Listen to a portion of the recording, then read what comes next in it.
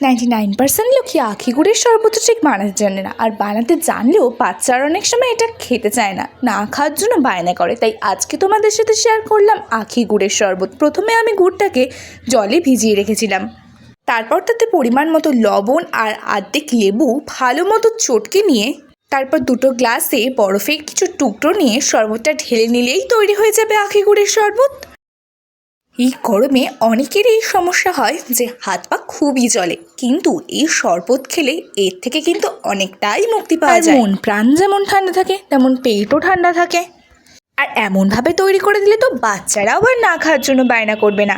তাই আর বেশি দেরি না করে চটপট করে বানিয়ে ফেলো কলিজা ঠান্ডা করার এই শরবত। আর খাওয়ার পর জানিও তোমাদের ঠিক কেমন লাগলো। ভিডিওটা ভালো লাগলে একটা শেয়ার করে দিও, অন্যদেরকেও দেখার সুযোগ করে দিও। আরও নতুন নতুন কিছু রেসিপি দেখতে হলে একটা ফলো করে দিও। আজকের জন্য এইটুকুই, টাটা।